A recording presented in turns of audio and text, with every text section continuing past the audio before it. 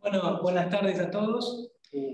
Es un placer tener la oportunidad de tener otro seminario del CEMAL, de este ciclo de La Plata al Mundo, donde exponen personas que hicieron la licenciatura acá, una parte del doctorado, y ahora están trabajando en el exterior o en otro lado del país que no es La Plata. En esta oportunidad tenemos el gusto de escuchar a Ale Cabrera. Ale estudió acá en La Plata, bajo la dirección de Jorge Solomín, y después fue rumbo a unas tierras mucho más lindas que La Plata. Bueno, depende de qué sentido, pero a priori parece más lindo. Se fue a Limpa, Río de Janeiro, y hizo un postdoc con también alguien especializado en geometría, con Enrique Buste. Lamentablemente para nosotros, él prefirió quedarse con el clima caribeño y la playa, así que se quedó en Río y está trabajando en la Universidad Federal de Río de Janeiro. Bueno, va a ser un gusto escucharlo acá, él siempre es bienvenido y nosotros disfrutamos mucho cada vez que viene en los congresos y otras charlas, así que vamos a disfrutar seguro de su charla. Va a hablar sobre algunos temas de investigación entre la geometría y la física. Muchas gracias, Ale. Bueno, muchas gracias Gastón y Marce por la invitación al seminario. Espero que les interese estas cosas que voy a ir contando. ¿Me escuchan bien, no? Sí. Sí, sí. Buenísimo. Cualquier pregunta que tengan, por favor, interrúmpanme. Después también les puedo mandar estas slides. Y otra cosa es que si tuvieran alguna curiosidad de ver algunos artículos y cosas así, están todo en mi página que está acá. Bueno, entonces voy a empezar rápido acá. La charla la dividí en tres partes. Primero voy a hablar un poco de geometría y mecánica, que fue esencialmente mi tema de doctorado y lo que fui haciendo desde que llegué a La Plata hasta que terminé. Después voy a hablar un poco de otro tema en el que también trabajé después, que es esta teoría del I generalizada. Y por último voy a mencionar algunas cosas en las cuales también trabajé y que también incluyen algunos artículos que hicimos, o un artículo en particular que hicimos con Marcela Zuccali, y otras cosas en las que estoy trabajando ahora. Entonces, son varios tópicos, todos existen independientemente de mí, pero bueno, me centré en algunas cosas en las que yo trabajé. Entonces, la primera parte esta de geometría y mecánica es en donde voy a poner un poco más de detalle en algunos conceptos matemáticos, etcétera, y cómo fueron surgiendo. Y en las últimas partes voy a ser un poco más resumido. Solo la idea es que tengan un panorama bueno, qué tipo de cosas se pueden estudiar y que están relacionadas con lo que hice yo. Entonces, acá me gusta este tipo de charlas, me gusta empezarlo con esta frase de Galileo que dice que el universo no puede ser leído como si fuera un texto hasta que no sepamos cuál es la lengua en la que está escrito y cuáles son los caracteres que usa. Y después de eso, Galileo dice que la lengua en la que está escrito es la de la matemática y los caracteres en realidad son los de la geometría. Él habla de triángulos, círculos y otras figuras geométricas. Entonces, esta frase es la que es muy famosa y me parece que es la propaganda más grande que uno puede pensar para la geometría y para la relevancia de la geometría en la ciencia en general. Entonces, estas figuras geométricas que habla Galileo acá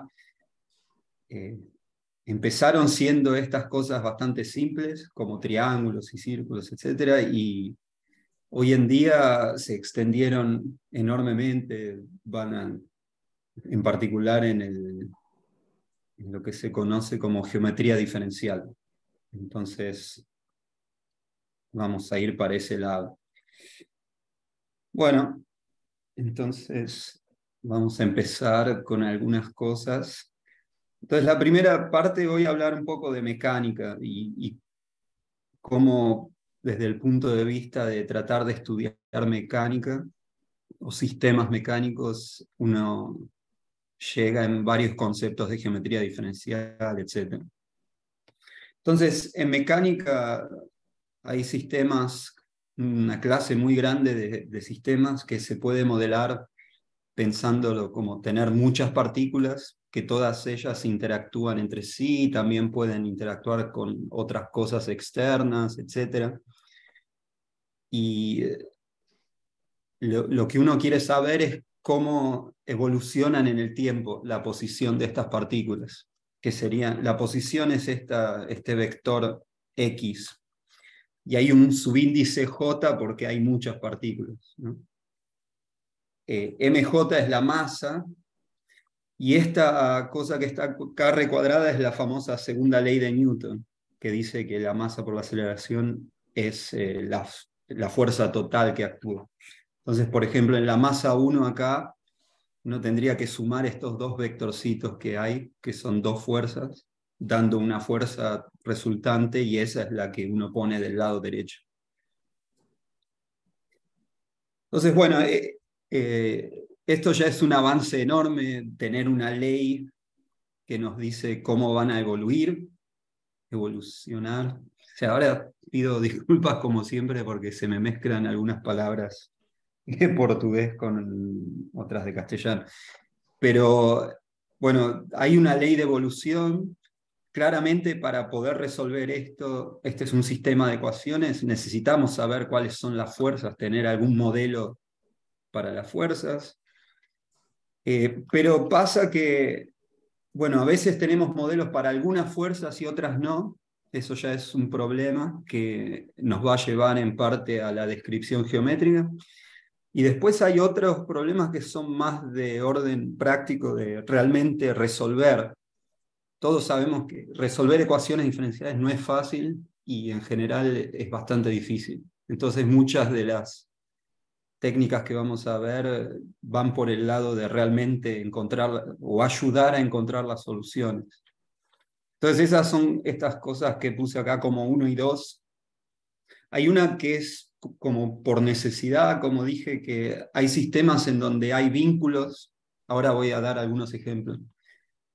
Pero bueno, como pensar en un brazo que tiene un vínculo acá que hace que el antebrazo no salga volando.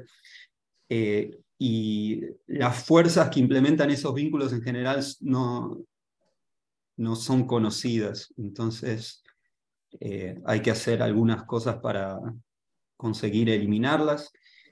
Y como dije antes, y esas cosas que vamos a hacer son de naturaleza geométrica, y otro lugar en donde entra la geometría es realmente para tratar de simplificar y resolver o explotar simetrías que haya, etc. Entonces vamos a ver esas cosas de a poco. Primero voy a hablar un poco de vínculos. Acá puse algunos dibujos. Este dibujo acá, a la izquierda, es el más simple. Es una partícula que no solo está en un plano, sino que está en un círculo en el plano. Entonces el vínculo es que solo se puede mover a lo largo del círculo. Es un vínculo bastante simple. Acá, no sé si lo llegan a ver, pero hay un vectorcito azul que apunta para adentro, que representa la fuerza de vínculo. Entonces, naturalmente la partícula tendería a irse del círculo, pero hay una fuerza que la está manteniendo en el círculo. Y si se acuerdan algo de física, etcétera, se acuerdan que la fuerza esa, por ejemplo, si esta partícula está girando con una cierta velocidad angular constante, es un movimiento muy simple, hay una fuerza que hay que hacer para contrarrestar la fuerza centrífuga que se va para afuera. Ahora, esa fuerza depende de la velocidad angular. Cuanto más rápido vamos, más fuerza hay que hacer. Entonces, por ejemplo, si la fuerza esta la está haciendo una soga o alguna cuerda, algo así que la mantiene atada, si gira muy rápido podría ser que la soga se corte porque necesita hacer una fuerza más grande de lo que aguanta, ¿no? Una cosa similar pasa en este otro ejemplo, que es, también uno lo piensa como unidimensional, pero es una montaña rusa y la masa puntual acá está representando simplificadamente el carrito que está acá, el carrito de la montaña rusa. Entonces, el carrito de la montaña rusa se mueve en esas vías que lo podemos modelar como una curva en el espacio. Y también, dependiendo de la velocidad, etcétera, las vías tienen que hacer una fuerza para mantener el carrito, ¿no? Entonces, de nuevo, si el carrito fuera muy, muy rápido, las vías no aguantarían y se romperían, ¿no? Entonces, eso es solo para ver que hay una fuerza de vínculo que está manteniendo el carrito en esta curva. Cosas un poco más tridimensionales, por ejemplo, en vez de la partícula estar en un círculo, podría estar en la superficie de una esfera, en la cáscara esférica. De nuevo hay una fuerza centrípeta acá. Y después hay sistemas muchísimo más complicados como este brazo robótico acá. Entonces uno puede pensar que el brazo robótico está hecho de muchas piezas y que están todas ensambladas entre sí con vínculos. Entonces cuando una se mueve es fuerza a la otra a moverse en cierto sentido, etc. Entonces, este es el tipo de sistema. Todos estos son situaciones simplificadas y este es el tipo de problema que realmente uno tiene en mente, ¿no? Entonces, estos son sistemas con vínculos y, como dije, la gran cuestión acá es que las fuerzas de vínculo dependen del movimiento. Entonces, si uno vuelve para arriba, uno acá tiene masa por aceleración igual fuerza. Y si uno sabe la fuerza, lo mete en este sistema y encuentra el movimiento. Ahora, si una de esas fuerzas depende del movimiento, queda un sistema indeterminado, ¿no? O sea, hay más incógnitas que ecuaciones. No solo las posiciones son incógnitas, sino que la fuerza también es incógnita. Entonces de cualquier manera, hay situaciones en las que se puede eliminar alguna de estas incógnitas, llegando a un subsistema que está bien puesto. Y ahí es donde entran estos objetos, elementos de geometría, ¿no? Entonces uno es un cierto tipo de vínculo que se llama holónomo, que en todos estos casos que hice acá son de ese estilo. La idea es que en estos casos el movimiento del sistema pasa en una subvariedad de todas las posibles configuraciones y eso se llama espacio de configuración. Por ejemplo, acá es muy fácil, es un círculo en R2. Acá también es muy fácil, es una esfera en R3. Entonces Q es una esfera o un círculo, o esta curva en el caso de la montaña, o una subvariedad definida por ecuaciones dentro de las posiciones de todos los mecanismos del brazo. Bueno, entonces este es un caso particular y una cosa que no voy a enfatizar mucho, pero la idea es que uno puede eliminar las fuerzas de vínculo haciendo una proyección ortogonal sobre esta variedad de configuración. Entonces hay una hipótesis implícita, voy a hacer un dibujito acá. Por ejemplo, en el caso del círculo, lo que pasa, o sea, una hipótesis que se verifica es que la fuerza es siempre ortogonal al espacio tangente acá, que es una recta tangente. En el caso de la esfera es lo mismo. La fuerza de vínculo es perpendicular al espacio tangente, así, y esa hipótesis sobre las fuerzas de lo que se llama hipótesis o principio de D'Alembert.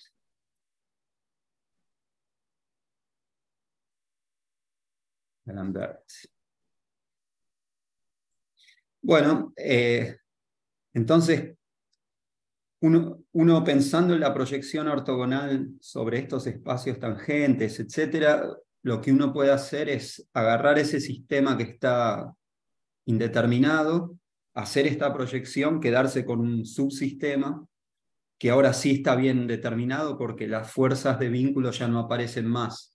Las fuerzas que aparecen son las que ya conocemos. Entonces, en ese proceso de hacer esas proyecciones, etcétera, no es tan simple como parece, y entra en particular la utilización de coordenadas. Entonces, este dibujo acá medio raro que tiene, es como la superficie, una superficie medio loca.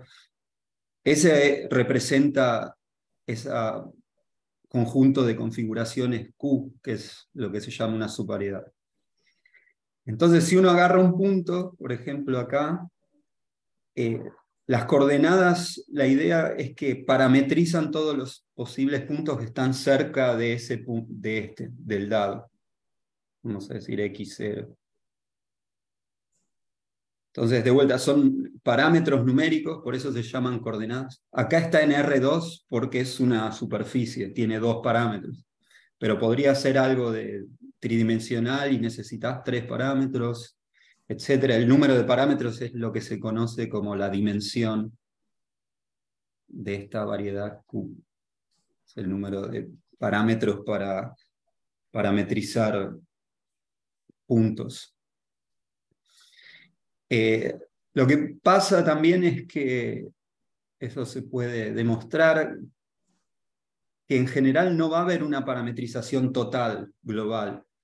Va a haber que hacer esto, como está indicado acá, por pedacitos, por parches.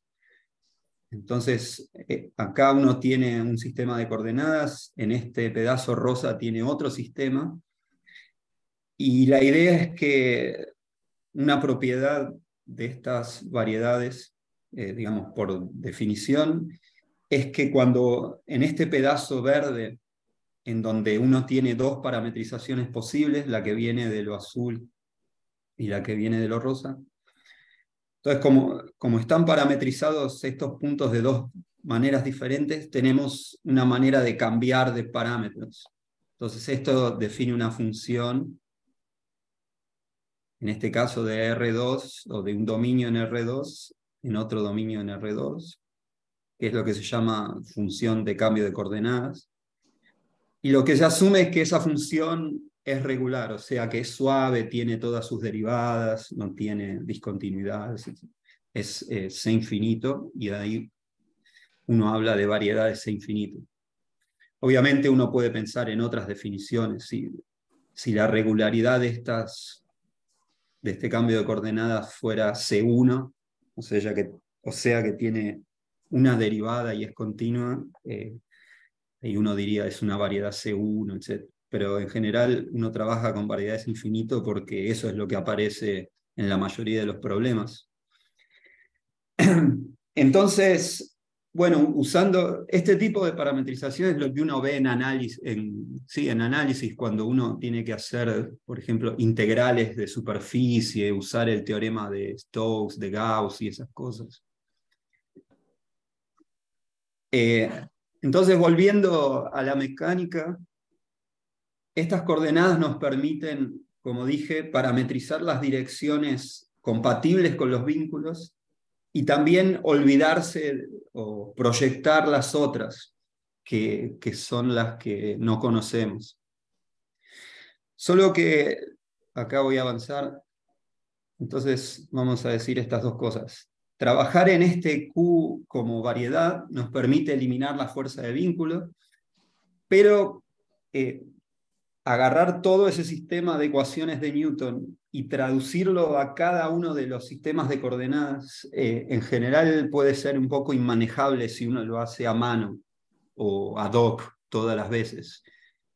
Entonces, lo que se encontró es que hay una manera muy práctica y efectiva de trabajar con las ecuaciones de movimiento y sus propiedades y eventualmente tratar de resolverlas, que es pensando no en las coordenadas en sí, sino en Q como variedad.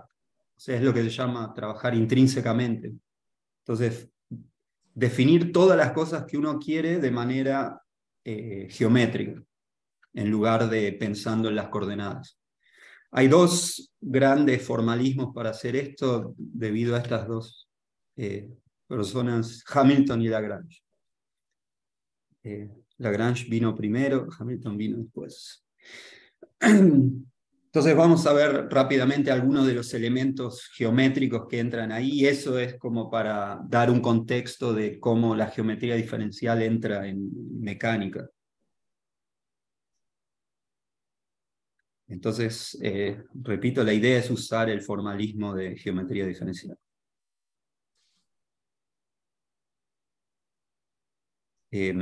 Otro comentario es que Newton mismo, cuando él en el libro famoso de Principia, también casi todos los razonamientos que hacía eran geométricos, pero él usaba geometría euclidiana, euclidia.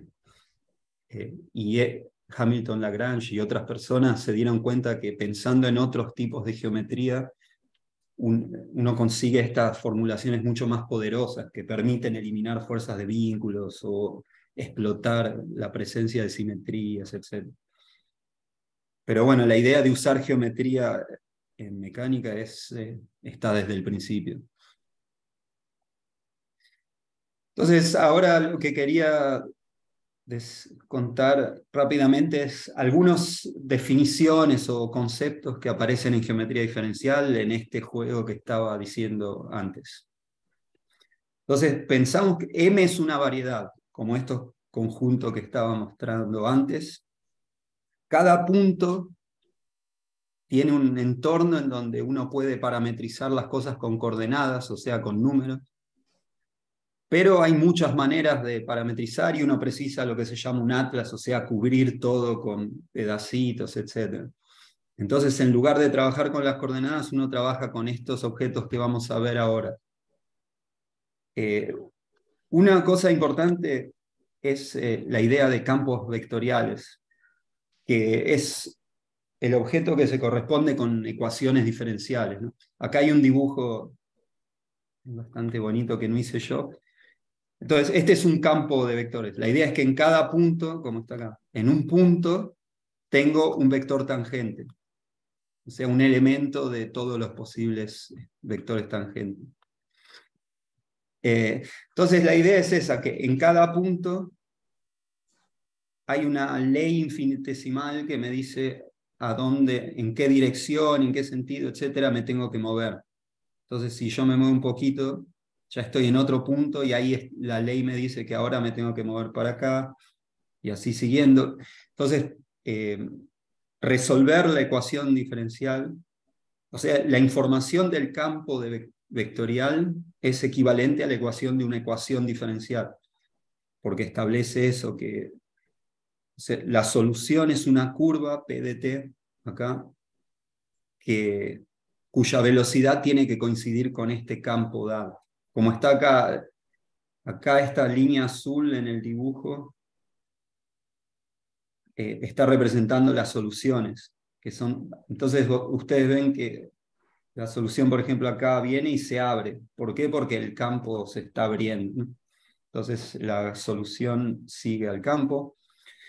Y otro concepto importante es la idea de flujo, que se corresponde con la idea de todas las posibles soluciones. Entonces, para una condición inicial de la ecuación, yo puedo evolucionar y tengo una curva solución. Si cambio la posición inicial, bueno, tendré otra curva solución. Y cuando varío esto en entorno de puntos, la idea es que estas líneas se comportan como las líneas de un flujo, de un fluido. como si en un fluido que está, en un arroyo que está fluyendo, tiramos un poco de tinta y vemos qué pasa con cómo la tinta se va arrastrando. Entonces por eso se llama flujo, y la idea es que esto es como si fuera una transformación que transforma el punto inicial en la solución a tiempo t. Entonces, bueno, este es tal vez uno de los conceptos más primitivos de la geometría diferencial. O sea, cómo traducir esta idea de tener ecuaciones diferenciales y todo en variedades. Entonces, bueno, volviendo, entonces tratemos de volver rápidamente a mecánica. En mecánica,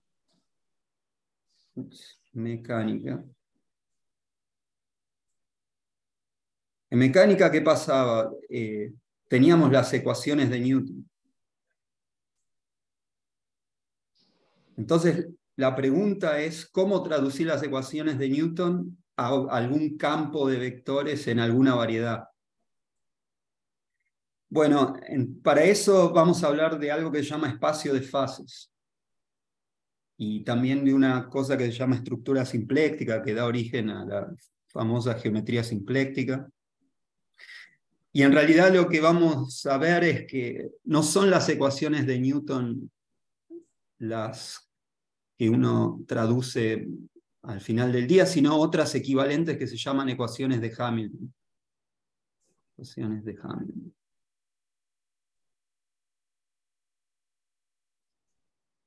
Entonces, empezamos con una cuenta bastante simple. Empezamos acá en la izquierda. Entonces es un caso simple en donde las posibles configuraciones es R3, o sea, la posición de un punto en el espacio. Y la fuerza que actúa es el gradiente de una función potencial. Aparece un signo menos que es convencional acá. Pero bueno, lo importante es que es una fuerza que está obtenida como un gradiente, ¿no? Esas tipos de fuerzas se llaman conservativas, ahora vamos a ver por qué. Entonces, la segunda ley de Newton es esta. Masa por aceleración es fuerza, que justo es el gradiente de un potencial. Ahora, acá hay un truco que es clásico de matemáticas. Esta es una ecuación de segundo orden, porque aparecen derivadas segundas. Y hay un truco para bajar el orden que consiste, es muy simple, es agregar más variables, más incógnitas, y con eso traducir esto en un sistema más grande, con más incógnitas, pero que ahora es de primer orden. ¿Cómo se hace eso? Es una trivialidad. Introducimos una nueva variable que se llama P, y esta primera ecuación en realidad es la definición de qué es P. O sea, P es masa por velocidad. Y la otra es, dada esta definición, reescribir la ecuación de Newton. Está acá. Entonces es bastante simple, es solo agregar esta variable nueva artificial, se llama momento en física. Momento lineal, si quieren. Y ahora, por último, hacemos un truquito más, que es observar que veamos acá esta parte en azul. Si yo pienso en las variables x y p como un vector grande ahora en R6, las pongo todas juntas en un vector grande, le llamo z a ese vector. Bueno, ese vector grande vive en el espacio de fases por definición, ¿no? Este es el espacio de fases. O sea, el espacio de fases, a diferencia, el espacio de configuraciones tiene las variables x y el espacio de fases tiene las dos, x y p. Y lo interesante es que estas ecuaciones de Hamilton se pueden escribir de una manera estructural sin necesidad de dividir entre x y p, etc. Pensando en z como una variable en el espacio de fases. Entonces, la velocidad de este z viene del gradiente de una función que se llama función hamiltoniana, está acá. La primera parte que está acá se llama energía cinética, esta se llamaba energía potencial. Y entre la velocidad y este gradiente aparece una matriz. ¿Está viendo? Acá hay un más y acá hay un menos, que se traducen en que acá aparece una matriz identidad y acá aparece un menos, etc. Esta matriz es muy especial, se llama matriz simpléctica. Simpléctica significa compleja. Le querían llamar matriz compleja, pero ya estaba tomado el nombre, entonces simpléctica creo que es compleja en griego en vez de latín. Pero en fin, entonces lo que acaba pasando es que las ecuaciones de Newton son equivalentes a estas ecuaciones de primer orden en el espacio de fases, en donde toda la información está condensada en una función h que se llama función hamiltoniana o función energía, y esta matriz J que tiene un significado geométrico y que no tiene nada que ver con los detalles de la partícula, ni con la masa, ni con las fuerzas, ni nada. Es algo propio de la geometría del espacio de fases. Entonces, esa es la gran observación acá. Entonces, vamos a avanzar un poco. Y no solo eso, entonces, habiendo puesto en relevancia la estructura de las ecuaciones de Hamilton, uno consigue varias cosas que son muy importantes y muy útiles, por ejemplo, para resolver. Una es que esta función h es lo que se llama una cantidad conservada. O sea que si evalúo la función h en cualquier solución, el valor es constante, no cambia con el tiempo. Por eso se llama cantidad conservada, y como h representa la energía mecánica, esto se llama conservación de la energía. Entonces déjenme mostrarles rápidamente cómo funciona esto en un ejemplo, en un GIF. El péndulo. Cuando uno trata de resolver el péndulo, es muy difícil resolverlo como ecuación diferencial, pero la conservación de energía nos permite resolverlo. Y lo que pasa es algo así. ¿Están viendo, no? Sí. Entonces, este es el péndulo, ¿no? Y si uno dibuja esta variable z de t en el espacio de fases, lo que está pasando es que el puntito z de t está en una elipse. La elipse está caracterizada justamente porque la función energía es un conjunto de nivel de la función energía. ¿Está bien? Y esa conservación de la energía nos dice que la solución, en lugar de estar en cualquier lado, está en esa curva, y eso ya permite resolver el problema. Entonces eso es. Ahora les muestro otro del péndulo. Este es el péndulo cuando el péndulo en vez de volver, gira. Entonces acá la curva, en vez de ser cerrada, es abierta. En fin, solo para ilustrar que la conservación de la energía es algo muy concreto y muy importante. En sistemas más complejos como ese brazo robótico, etc., la conservación de la energía no es suficiente. O sea, ayuda, elimina una incógnita si quieren, pero hay muchas incógnitas, entonces necesitaríamos más cantidades conservadas. Y otra cosa es la conservación del volumen. Entonces, el espacio de fases, que es este R6, si yo lo represento esquemáticamente así, entonces este es mi espacio de fase.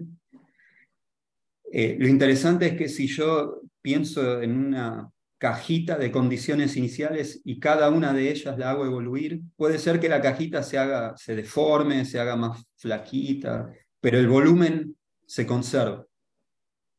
Entonces eso ya también da mucha información, hasta incluso está relacionado con el famoso principio de incerteza en mecánica cuántica. Entonces, bueno, todas estas cosas vienen de la geometría del espacio de fases. El espacio de fases, entonces, es muy importante, que no es solo el espacio en sí, sino que viene con esta J que determina un cierto tipo de geometría que se llama simpléctica. Entonces ahora Bueno, todo esto pasó en un caso muy simple. ¿Qué pasa cuando uno tiene esta variedad de configuraciones, de vínculos, etcétera? En general, el espacio de fases es este objeto acá que se llama fibrado cotangente. La idea es que en cada punto de Q uno agrega un espacio vectorial de covectores.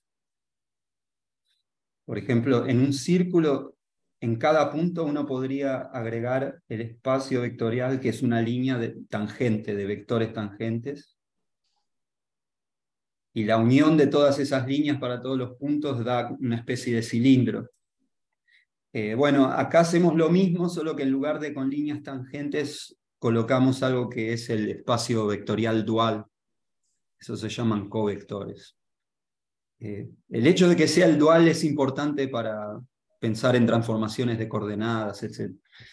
Esquemáticamente, como decía, lo pienso así: en cada punto hay una fibra que es este espacio vectorial que se denota así. Entonces, en cada punto hay un espacio vectorial que se piensa como un fibrado y por eso se llama fibrado, ¿no?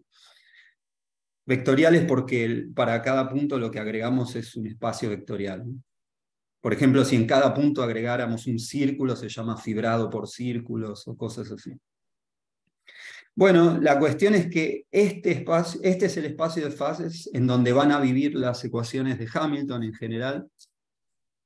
Y otra observación importante es que, así como en el caso simple tenemos una matriz J, ahora hay un cierto tipo de geometría simpléctica en este espacio de fases, que está naturalmente asociada al espacio de fases. No depende de las masas, de las fuerzas, no depende de nada. Solo viene de la estructura del espacio de fases. Y se llama forma simpléctica. Es una forma de área infinitesimal. Y la idea es que, si se acuerdan, cuando pasamos de Newton a Hamilton, la idea es que por cada variable x, le voy a poner xj, agregábamos una variable nueva artificial pj, justamente para bajar el orden de las ecuaciones.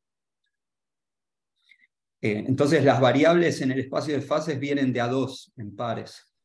Y esta forma omega es una forma de área que esencialmente permite medir áreas y está definida por el hecho de que infinitesimalmente estos rectángulos hechos por las variables conjugadas x o q y p tengan área 1.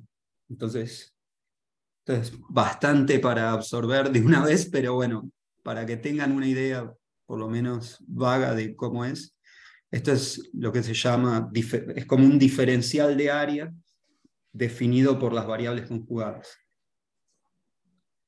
Entonces existe esta geometría simpléctica en el espacio de fases y hay una manera totalmente intrínseca, sin hacer referencia a ninguna coordenadas, de escribir las ecuaciones de Hamilton, usando esta forma de área, ¿no? Esta forma simpléctica.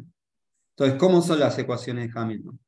Primero que nada, como dijimos, una ecuación es un campo de vectores. Entonces va a ser un campo de vectores en el espacio de fases.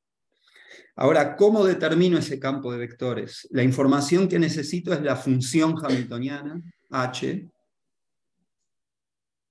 y tengo que, bueno, usar esta ecuación para saber cuál es el campo de vectores.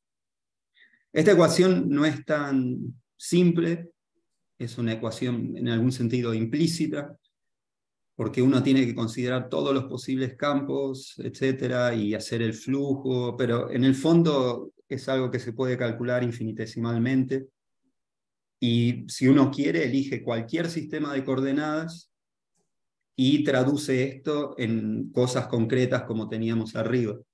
Lo interesante es que ahora la formulación en sí está dada independiente de las coordenadas. Entonces yo ya tengo una receta de cómo escribir las ecuaciones independiente de las coordenadas que elija. Si alguien elige coordenadas cartesianas, todo bien, va a llegar en algo muy parecido a las ecuaciones de Newton. Si uno elige coordenadas esféricas, va a llegar en algo bastante diferente, pero bueno, está todo determinado de manera completa por esta ley. Bueno, entonces voy a decir solo una cosa más antes de pasar a cosas. Todos estos elementos que estoy diciendo acá ya son muy entendidos y están en libros de texto, etc. En algún momento voy a llegar a cosas que están más en el límite de la investigación.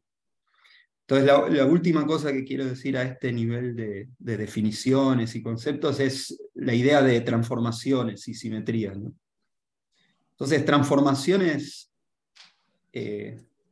conocemos muchos ejemplos, por ejemplo, traslaciones, agarrar un vector y sumarle otro vector dado. Eso es una traslación en tau. Otra transformación que usamos bastante es rotaciones, agarrar un vector en R3 y aplicarle una matriz de rotación. Por ejemplo, esta matriz acá, que se corresponde con hacer una rotación alrededor del eje Z. En general, las transformaciones, de una manera más abstracta, forman un grupo, en el sentido de que puedo agarrar dos y componerlas, y eso me da una nueva rotación. Entonces es un conjunto G que tiene una operación de composición que satisface los axiomas de grupo. Y otra cosa que aparece mucho en mecánica es la idea de fibrados. De vuelta, como antes estaba el fibrado vectorial, en este dibujo hay un fibrado por círculos.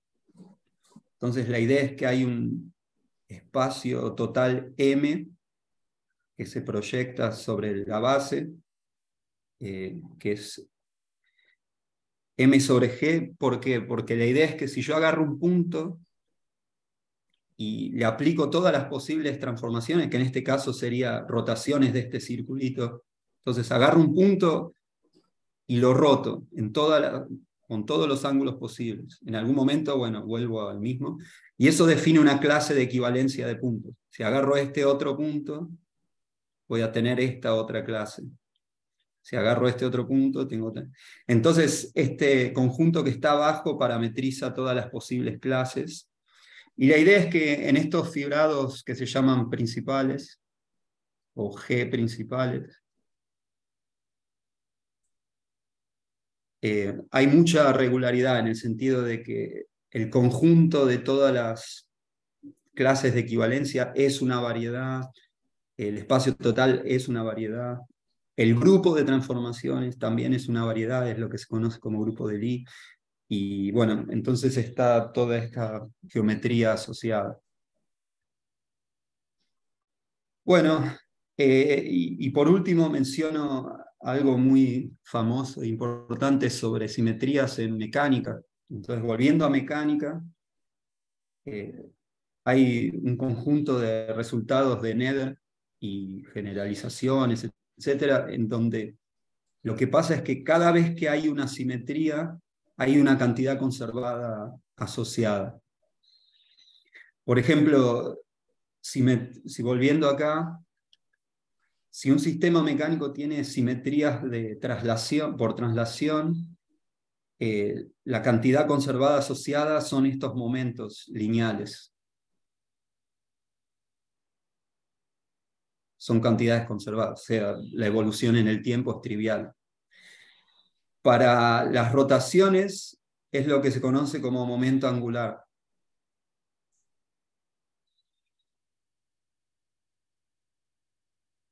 Conservado. O sea, si hay un sistema mecánico que tiene rotaciones como simetría, la cantidad conservada asociada es el momento angular, pero hay grupos de simetría mucho más generales que dan lugar a conservaciones mucho más generales.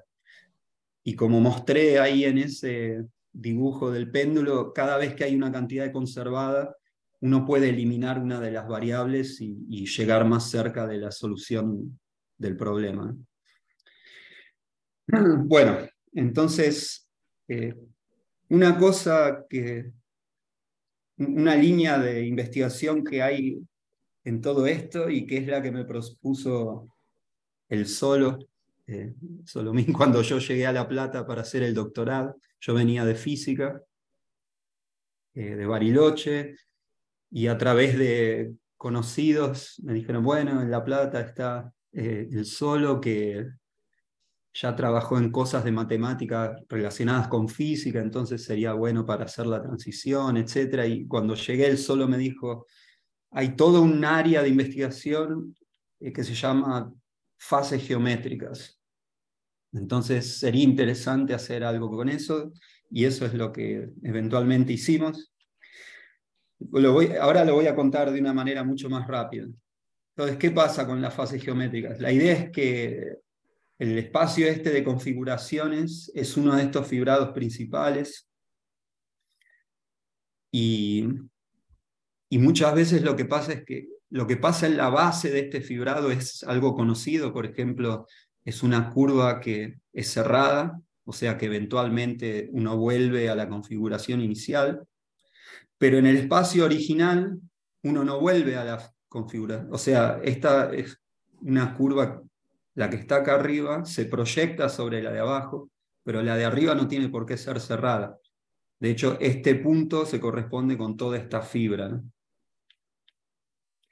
Y bueno, fue observado en muchos sistemas mecánicos de distinto tipo. Es un fenómeno muy, muy universal, muy interesante, que estos elementos esto vive en el grupo de transformaciones, ¿no? Porque acá uno fija un punto, y habíamos dicho que la fibra era la clase de todos los otros puntos a donde puedo llegar con una transformación, ¿no?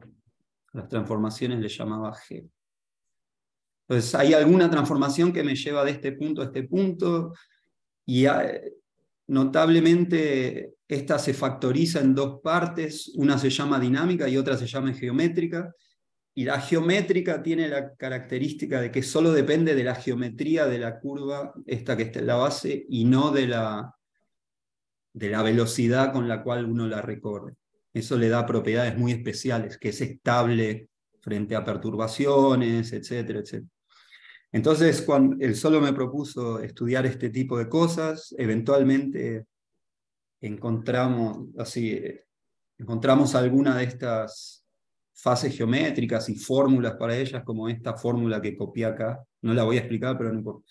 Es un caso de una rotación, y uno tiene una fórmula explícita para el ángulo de la rotación. Esta es la parte geométrica, que es un área en una esfera, etc. Esto tiene que ver con la energía. Y este tipo de fases aparece para cuerpos que en lugar de ser rígidos se deforman. Entonces ahora les muestro otra simulación. Esto es un cuerpo rígido. El movimiento es bastante... Este cuerpo rígido es como si fuera, no sé, un ladrillo o un celular. Pero entonces, para el cuerpo rígido se conocía una fase geométrica, y estas fórmulas que estoy mostrando acá generaliza para el caso en el que el cuerpo ya no es más rígido, se mueve, se deforma. Se llama cuerpo deformable o cosas así. Y una cosa muy interesante que pasó es que después de que hice la tesis en estos temas y todo, incluso algunos artículos fueron publicados, como 10 años después alguien usó estas fórmulas para mejorar saltos olímpicos. Acá puse alguna. Es un tipo de salto en donde el atleta se tira a la pileta y en vez de quedarse quieto, que sería el caso del cuerpo rígido, mueve los brazos como está acá, para introducir más rotación. Entonces le dan más puntos cuanto más giros dé. Y bueno, en un momento había unos matemáticos en Australia tratando de mejorar la estrategia que los atletas hacían, y eventualmente llegaron a esta fórmula y parece que la usaron para verificar todos sus resultados, etc. Entonces fue algo bastante bueno de que alguien usó estas fórmulas abstractas para algo.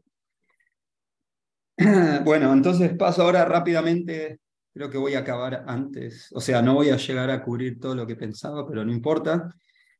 Para acabar esta parte de mecánica, otra subárea en la que trabajé es la que se conoce como control óptimo. Entonces, la idea acá es, en el espacio de fases, volvemos al dibujito del espacio de fases. En el espacio de fases tenemos dos puntos. Este sería el punto inicial Z0 y este es el punto final ZF.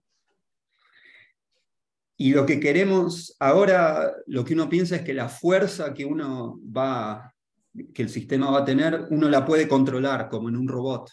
En el robot hay algún motor o algún mecanismo que uno controla, entonces puede ir ejerciendo más, menos fuerza, cambiando la dirección, etc. Entonces, teniendo la fuerza como control, uno trata de llegar desde este punto a este punto en el espacio de fases, pero de entre todas las posibilidades, hay millones de posibilidades, uno quiere minimizar algo. En general se llama función costo, es algún costo, por ejemplo, la energía que gastó el motor para llegar de ese punto a ese, etc. Entonces, bueno, este trabajo lo hicimos con Paula Balseiro, que fue también alumna del Solo en La Plata. No sé si ya habló en el seminario o va a hablar. ¿Y ya habló? Sí, yo. Ah, bueno, buenísimo. Y bueno, transformando este problema de control con un principio general en un problema de geometría simpléctica, etcétera, llegamos en este tipo de ecuación que usa geometría riemanniana. Acá aparece la derivada covariante tercera, acá aparece la curvatura, el tensor de Riemann de curvatura, etcétera. Y llegamos en la solución.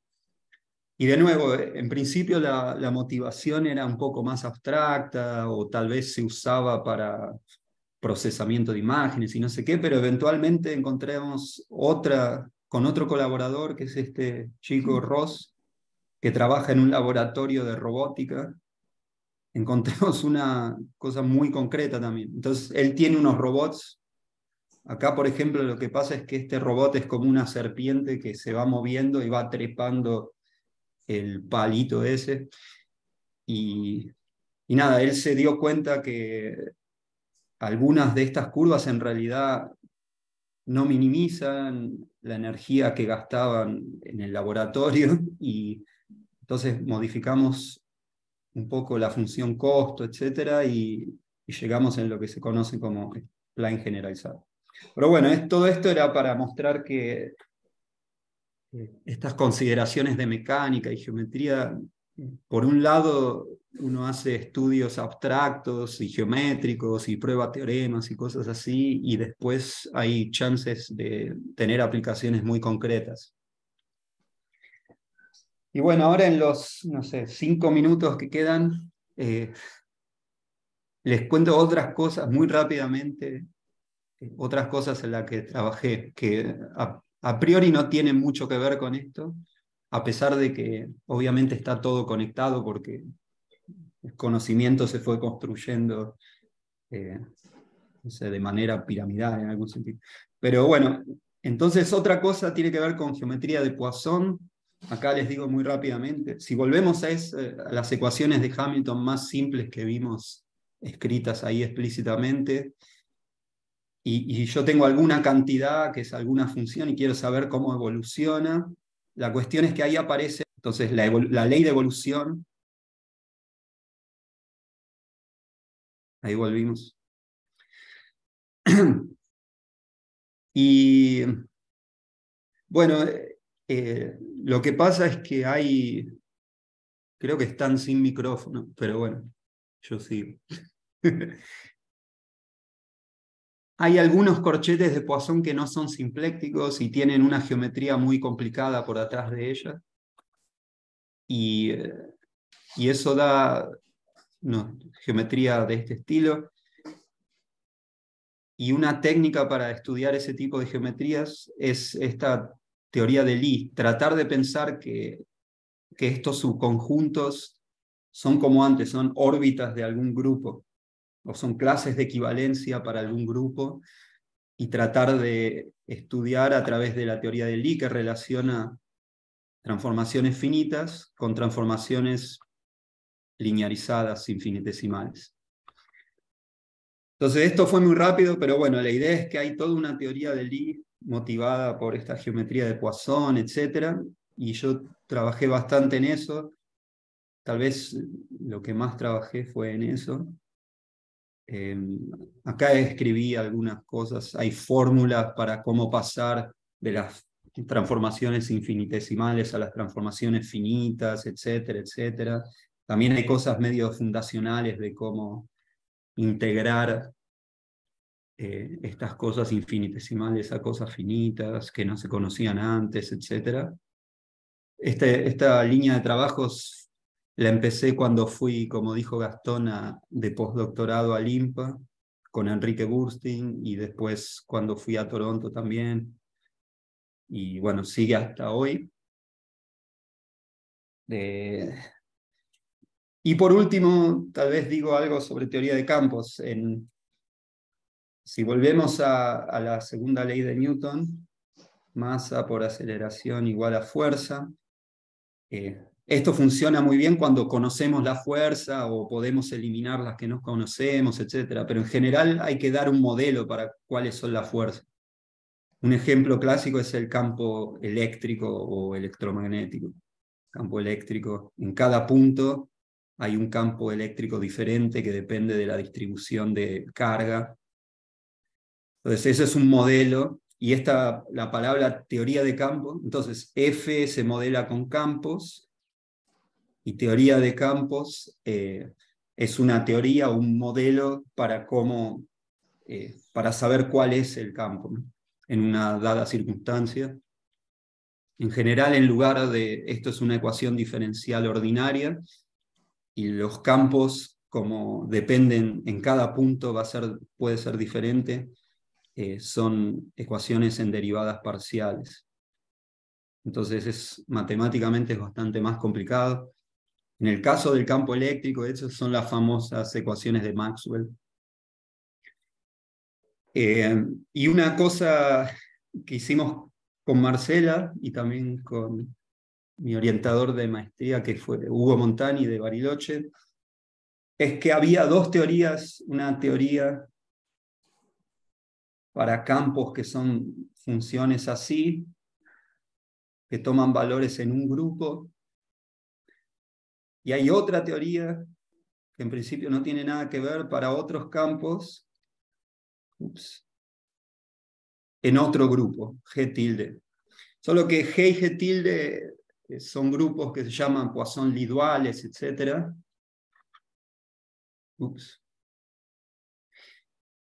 Y entonces hay algún tipo de correspondencia. Entonces las ecuaciones, por ejemplo, son muy diferentes, las variables son diferentes, todo es diferente, pero incluso así son equivalentes.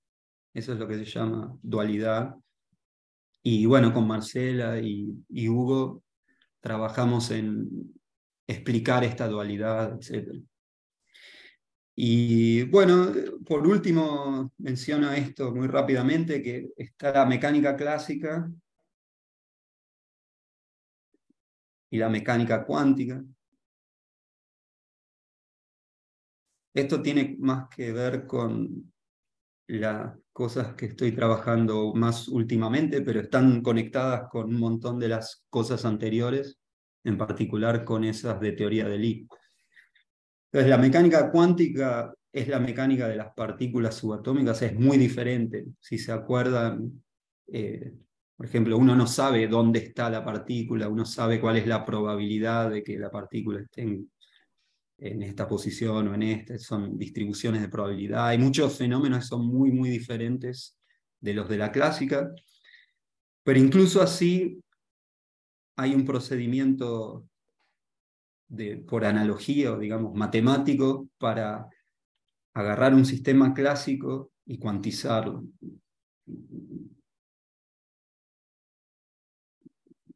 en el sentido de producir la información necesaria para describir un sistema cuántico correspondiente. Ese proceso es bastante complicado, se entiende bien en algunos casos y en otros no, y en particular para esos corchetes de Poisson que mencionaba antes,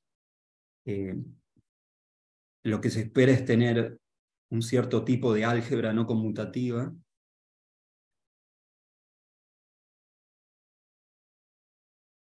Un ejemplo clásico que probablemente Gastón conoce perfectamente es los grupos cuánticos, etc.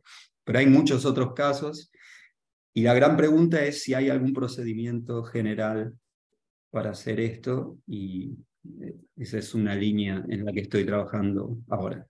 Pero bueno, con esto entonces termino la charla. Gracias por la atención. Ahí está.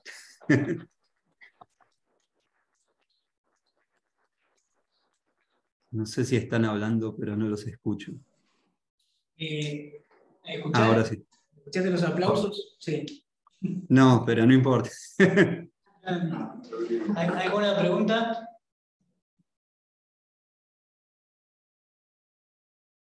Yo tengo como varias, pero bueno, no sé si preguntar todas.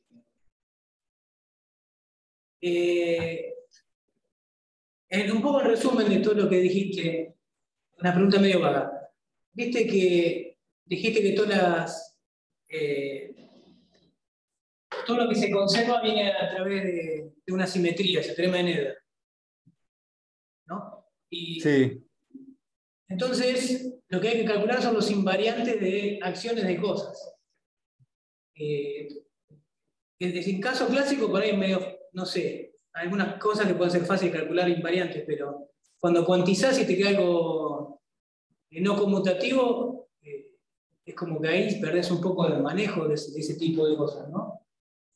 Sí, del lado cuántico, la manera en la que se usa esto es en general con teoría de representaciones lineales, pero lo que pasa es que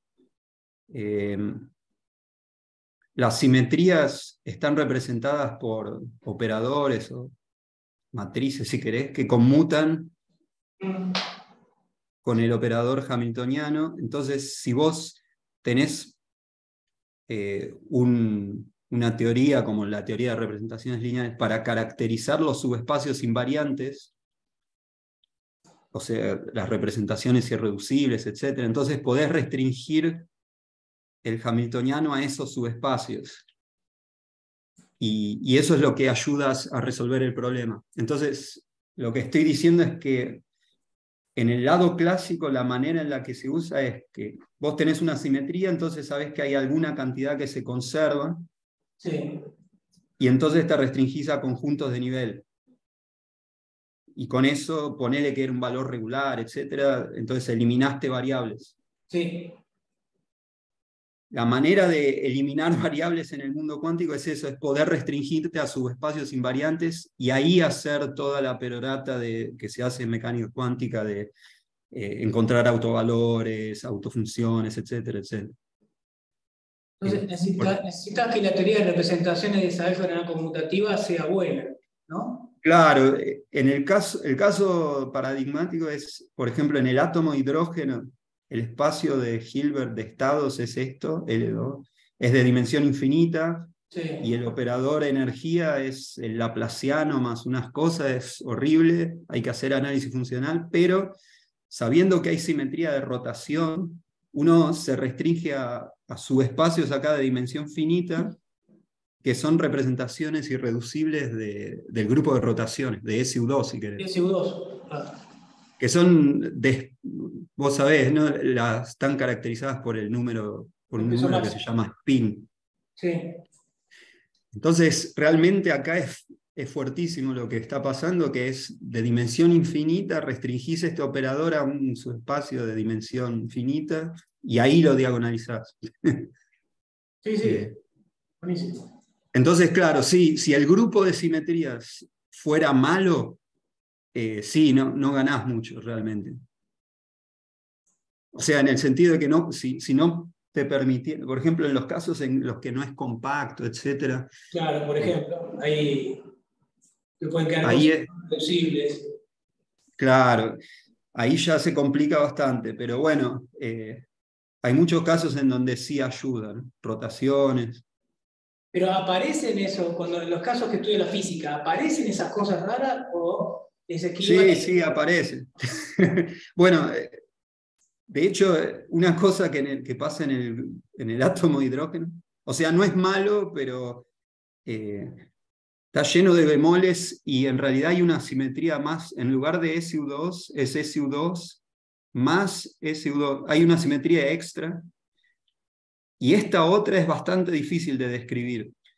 Pero bueno, existe y explica que los autovalores de este tipo son más degenerados de lo que deberían y todo. Pero bueno, otra cosa que pasa en mecánica relativista cuántica es que el grupo de Lorentz, que sería SO31, ¿no? Con la asignatura es 31, no es compacto. Y realmente hay un montón de representaciones de dimensión infinita súper complicadas. ¿Está bien? Sí. En el grupo, tal vez vos estás pensando, el grupo de Heisenberg también tiene... Claro, es soluble, entonces te pasan cosas raras con la representación. Sí, sí, como es, ¿no? Entonces sí, hay grupos muy importantes como Lorentz, Heisenberg, etcétera, que tienen una teoría de representación mala, pero bueno, es lo que hay. Por otro lado, es suficientemente rica para acomodar todas las partículas que se conocen son representaciones del grupo de Lorentz o Poincaré, si uno quiere. Entonces, por otro lado, es medio necesario esa complejidad. Sí, sí. Ale, y en este estudio de la cuantización así de los corchetes, los operadores pseudodiferenciales, mirar los símbolos, ¿eso jugará un rol importante también? ¿Será una manera de abordar el tema? Sí, esa es la manera original. En este problema, de hecho, hay un resultado muy fuerte de Kontsevich, Claro. pero es una versión formal del problema. Yo le llamo así para distinguir, en vez de H, lambda. Entonces, esto es una serie formal en un parámetro formal, lambda, ¿no?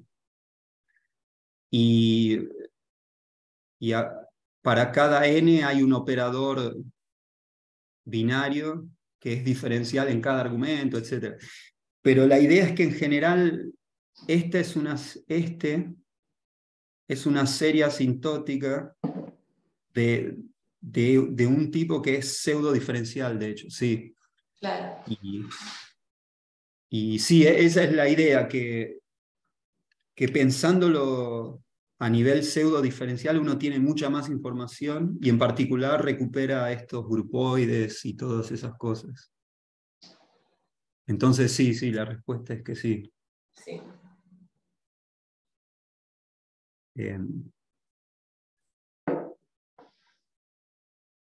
Muy interesante. ¿Alguna otra pregunta? ¿No? Bueno, vamos a agradecer de nuevo a Ale.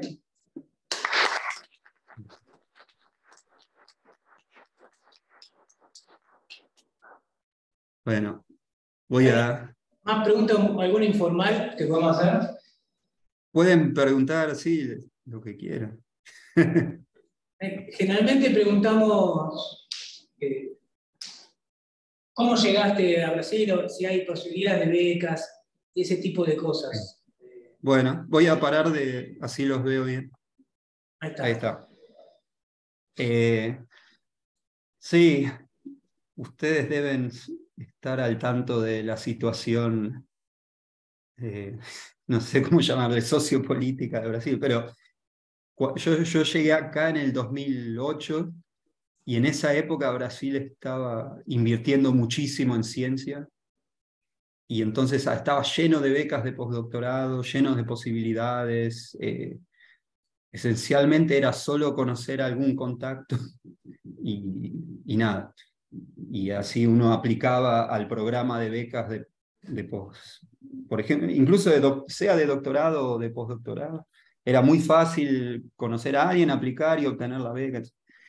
Con el tiempo la inversión fue cayendo bastante, en los últimos años cayó así exponencialmente, y ahora hay una expectativa de que vuelva, o por lo menos que se nivele un poco. Pero bueno, sí, sigue habiendo oportunidades, no tantas como antes, pero sigue habiendo. En Río, bueno, está Enrique, Bursting, está Paula. Bueno, hay un grupo bastante grande que trabaja en cosas simplécticas, Poisson, como mencioné, y todas esas cosas, grupoides. Paula trabaja más en mecánica, está Jair Kohler de mecánica. Entonces hay un grupo muy grande de cosas relacionadas a la geometría y cosas afines. Entonces eso puede ser interesante, digamos, si a alguien le interesan los temas para postdocs o para doctorado también. Y el cambio de vida tampoco es muy grande, ¿no? Como cuando, por ejemplo, uno va a Europa o a Estados Unidos, acá a Brasil. Sí, no, es menos drástico que Europa o Estados Unidos. Hay un cambio, en algún sentido, en otra dirección, ¿no? Si hay Menos el gradiente, bueno. Claro, en vez de más gradientes, menos gradientes. Eh, sí, el estilo de vida acá es como muy relajado, bueno, hace calor, la gente se junta mucho en la calle, hay playa, en fin, es un estilo de vida mucho más relajado, a veces demasiado relajado. Como recién hoy casi llego tarde a la charla porque tuve que ir al banco a hacer un trámite y, no sé, tardé 2 horas. Y era una pavada, ¿no? Pero, en fin, sí, eso. Y hay mucha gente de afuera, hay mucha gente de Latinoamérica, por el IMPA sobre todo. El IMPA y las universidades, pero sobre todo el IMPA. Mucha gente de Perú, Colombia, etcétera. Argentinos no tantos, pero hay varios que ya están de profesor acá. Claro, hay una comunidad grande de argentinos que ya están de profesores. Sí, hay varios argentinos, Matías del Hoyo, Javier, Ariel. Justo ellos tres vienen de la UBA. Bueno, está Paula. En fin, hay una comunidad bastante grande y de extranjeros en general. Entonces, y eso ayuda también para adaptarse, porque hay gente que está medio en la misma. El único carioca de verdad es Enrique, pobre, que tiene Pobre. que comer todas las gastadas del fútbol y eso. Va a estar áspero ahora, pero bueno. Queremos tener suerte. Sí, sí. Bueno, voy a parar de grabar. Bueno.